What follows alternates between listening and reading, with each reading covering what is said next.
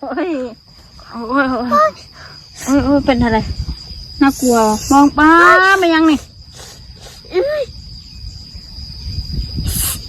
ยุงกัดหูดังเอาไปเอาน้ำให้แม่กินไปพี่โดมูที่ไหนมูที่ไหนมันคุ้มบอการมาถ่ายคลิป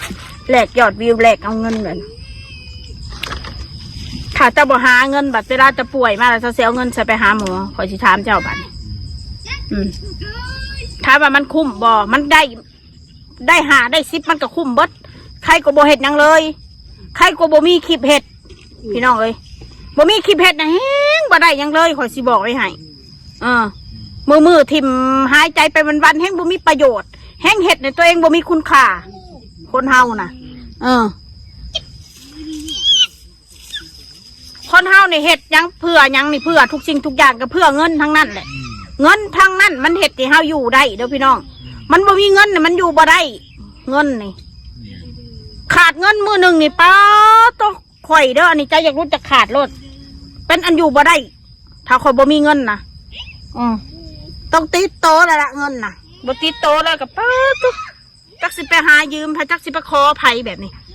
มันบ่ได้เลยพี่น้องเอ้ยมันเจ็บมันปวดอะไรพออดได้ก็อด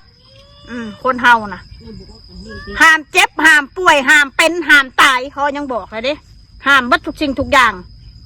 บาดได้ชีวิตจะยังเป็นหนี้เป็นสินอยู่นี่หนี้สินต้องใส่ปากท้องต้องกินเขาสิบอกไว้ให้เด้อทุกคนเกิดมาต้องดิ้นรนเพราะอย่างดิ้นรนเพราะหาเงินมาเลี้ยงชีพเลี้ยงท้องเจ้าของ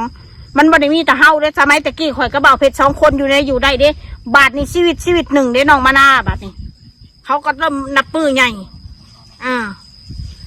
ลูกข่อยก็ต้องกินต้องใส่